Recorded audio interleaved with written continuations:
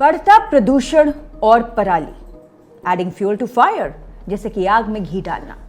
लेकिन महत्वपूर्ण सवाल यह है कि आखिर ये आग शुरू कहां से हुई। इस रिपोर्ट की अगर माने तो यह बात निकलकर यकीनन सामने आएगी कि बूंद बूंद से सागर भरता भी है और घटता भी है। हर एक कदम महत्वपूर्ण है। यहाँ याद रखने वाली बात यह है कि खाली उम्मीद पर ही दुनिया कायम नहीं है, कोशिशों पर भी है। इजिप्ट ने इस दिशा में बड़ा काम कर दिखाया है, जिसे हम सबक ले सकते हैं। लेकिन पहले आपको दिखाते हैं और बताते हैं पराली का प्रकोप। इस बार तो दिवाली पर भी आरोप नहीं थोपा जा सकता जनाब। आप देख रहे हैं द समर न्यूज़, पायल मोहिंद्रा के साथ। निरंतर बढ़ रहे एयर पोल्यूशन के चलते जहां लोगों को अनेकों गंभीर समस्याओं से दो चार होना पड़ रहा है, वहीं एयर इंडेक्स क्वालिटी को लेकर यह सवाल भी किया जा रहा है कि क्या दीपावली के पटाखों की वजह से ऐसा हुआ है। नहीं, ऐसा नहीं है। इस बार दीपावली के पटाखों की वजह से प्रदूषण की मात्रा विगत वर्षों से कहीं कम बताई जा रही है। लोगों ने इस बार बहुत सीमित संख्या में पटाखे जलाए हैं। इस बात में भी कोई दो राय नहीं है कि प्रशासन की सख्ती इसकी वजह है, लेकिन स्वयं लोगों की जागरूकता ने भी रंग दिखाया है। तो फिर क्या वजह है कि एयर पोल्यूशन की समस्या पर वो असर नहीं पड़ा जो पड़ना चाहिए था। पंजाब, हरियाणा, दिल्ली की बात करें तो लगातार AQI बढ़ता जा रहा है। अब सवाल यह है कि आखिर क्यों वातावरण में प्रदूषण का प्रभाव पहले से ज्यादा है। लोगों को सांस लेने में दिक्कत के अलावा आंखों में जलन की भी समस्या से जूझना पड़ रहा है। खांसी की समस्या बड़े बुजुर्गों को ही नहीं, युवाओं को भी परेशान कर रही है। सेहत से जुड़ी इन सभी समस्याओं के बारे में कुछ लोगों का मानना है कि ऐसा दीपावली के दिन चलाए गए पटाखों और किसानों द्वारा खेतों में पराली जलाए जाने के कारण हुआ है। अब आंकड़े तो जनाब ये कहते हैं कि इस बार दीपावली पर पटाखे पिछली बार के कंपैरिजन में बहुत कम चले हैं। तो फिर उंगली खेतों में पराली जलाए जाने की ओर उठाना स्वाभाविक है। यहाँ पंजाब ने तो पराली जलाने वालों के लिए रेड नोटिस भी जारी किया हुआ है। अब तक तकरीबन 650 से ज्यादा मामले पराली जलाने के सामने आए हैं, जिन्हें जुर्माना भी हुआ है। कल तक खेतों में पराली जलाने के लिए तकरीबन 70,800 के मामले सामने आए, जो पिछले वर्ष से तकरीबन 3,000 ज्यादा रहे हैं। पराली के कारण फैल रहे प्रदूषण के बीच विडंबना यह है कि अब पंजाब और हरियाणा के बीच पराली के प्रदूषण को लेकर सियासी धुआं उठने लगा है।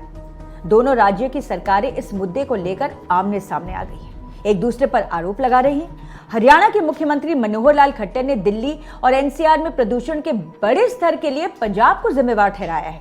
उनका कहना है कि हरियाणा में पराली जलाने की घटनाएं पंजाब के मुकाबले में मात्र 10% हैं। अगर हम पंजाब के साथ तुलना करते हैं तो पंजाब का हम 10% भी हम उसमें नहीं है, 10% के आसपास है।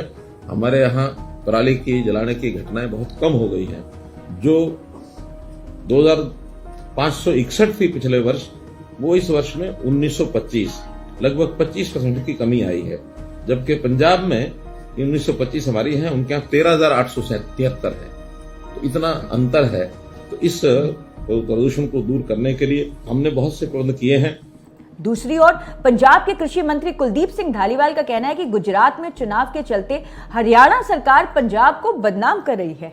ਅਸੀਂ ਸੈਂਟਰ ਕੋਲ ਪ੍ਰਪੋਜ਼ਲ ਲੈ ਕੇ ਗਏ ਸੀ, ਕੇਂਦਰ ਸਰਕਾਰ ਨੂੰ ਬੇਨਤੀ ਕੀਤੀ ਕਿ ਪਰਾਲੀ ਸਾਂਭਣ ਲਈ ਜਿਹੜਾ 2500 ਦੇ ਕਰੀਬ ਖਰਚਾ ਹੁੰਦਾ, ਜੇ 1500 ਰੁਪਏ ਸੈਂਟਰ ਪਾ ਦੇ ਤੇ ਅਸੀਂ 500 ਰੁਪਏ ਅਸੀਂ ਪਾਵਾਂਗੇ ਤੇ 500 ਅਸੀਂ ਅਰਵਿੰਦ ਕੇਜਰੀਵਾਲ ਜੀ ਨੂੰ ਬੇਨਤੀ ਕਰਾਂਗੇ ਕਿ ਉਹ ਦਿੱਲੀ ਗਵਰਨਮੈਂਟ ਵੱਲੋਂ ਪਾਵੇ। ਬਸ ਸੈਂਟਰ ਪਿੱਛੇ हट गया, पर ਅਸੀਂ ਕਿਸਾਨਾਂ ਦੀ ਹਰ ਸੰਭਵ ਜਿਹੜੀ ਉਹ ਮਦਦ ਕਰਾਂਗੇ। उधर पंजाब भाजपा के महासचिव सुभाष शर्मा ने पराली जलने के मुद्दे पर पंजाब सरकार को निशाने पर लिया है।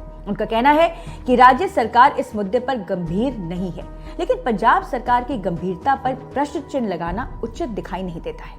करतारपुर से विधायक बलकार सिंह द्वारा अपनी गाड़ी रुकवाकर किसानों द्वारा लगाई गई आग को स्वयं बुझाने की घटना इसकी बड़ी मिसाल भी है। बहरहाल इस गंभीर मामले के हल के लिए बड़े स्तर पर प्रयासों की जरूरत है। और अब बात करते हैं इजिप्ट की, जिसने एक मिसाल कायम करी है। इजिप्ट में 9 लाख हेक्टेयर जमीन पर धान की खेती होती है। वहां खेतों में पराली जलाए जाने के लिए नील डेल्टा पर काले बादलों को पहली बार 1997 में देखा गया। इजिप्ट ने इस समस्या को गंभीरता से लिया और समझा, और पराली ना जलाने के लिए किसानों को जागरूक करने के लिए सेमिनार किए गए। पराली जलाने वाले किसानों को जुर्माना और सजा भी हुई। वर्ष 2018 आते आते इजिप्ट में पराली जलाने की परंपरा ही नहीं रही। देखो, 2 प्रस्ताव हमने भेजे थे। एक तो था कि 1500 आप दे दो, 500 दिल्ली गवर्नमेंट से ले लेंगे, 500 हम दे देंगे, 2500 रुपये पर एकड़ अगर उसको मिल जाएगा, वो दिहाड़ी वगैरह पे उसका खर्च होगा 1000 के आसपास, वो पराली को एक जगह पे रख लेगा, निकाल के अपनी फसल वो गेहूं की बीज देगा। लेकिन वो प्रस्ताव माना नहीं है। फिर हमने कहा कि बहुत सी कंपनियां ऐसी हैं जो पराली से बिजली बनाना चाहती हैं, बायोगैस बनाना चाहती हैं, उनके लिए फेडरल गवर्नमेंट से, सेंट्रल गवर्नमेंट से हमें परमिशन चाहिए थी, वो भी इतनी जल्दी में हो नहीं पाई। अभी भी हम कोशिश कर रहे हैं दोबारा कि चलो ये सीज़न हो गया तो अगला सीज़न तक तो कम से कम कर लें। तो हमारी तरफ से 1,20,000 हैप्पी सीडर्स बोलते हैं उसको, वो मशीनें चल रही हैं। मशीनों की अवेलेबिलिटी की कोई प्रॉब्लम नहीं है। हम गुरुद्वारा साहब में भी अनाउंसमेंट करवाते हैं कि जिसको मशीन चाहिए इस गांव में मशीन, भाई 4 मशीन, 2 ट्रैक्टर हैं। अगर आपके पास अकेला ट्रैक्टर है, मशीन नहीं है, तो आप मशीन वहाँ से ले आएँ। अगर आपके पास ट्रैक्टर भी नहीं है तो ट्रैक्टर समेत भी मशीन मिलती है। तो हम एफर्ट्स में कोई कमी नहीं छोड़ी। पराली प्रबंधन के लिए मशीनों की व्यवस्था की गई। धान के अलावा वैकल्पिक फसलें बोने, सिंचाई के आधुनिक तरीके तलाशने पर जोर दिया गया। पराली प्रबंधन को लेकर भारत भी इजिप्ट से सबक लेकर इस समस्या से निजात पा सकता है। पराली जलाने से खेतों में वनस्पति की भी क्षति होती है और धुएं से अनेकों प्रकार की बीमारियां फैलती हैं। आग लगने से कृषि के लिए लाभदायक मित्र कीट भी नष्ट हो जाते हैं। जमीन की उपजाऊ शक्ति भी कम हो जाती है। इसलिए खेतों में बची अवशेष को खपाने के लिए किसानों को जागरूक करने के साथ साथ सरकार को पराली प्रबंधन की मशीनें सब्सिडी पर अथवा किराए पर देने का प्रबंधन जरूर करना चाहिए। बल्कि किसानों को धान की फसल के चक्र से भी निकालने का प्रबंध होना चाहिए। राज्य सरकारों को एक दूसरे पर दोषबाजी करना छोड़कर मानवता के कल्याण के लिए संयुक्त प्रयास करना अनिवार्य हो गया है।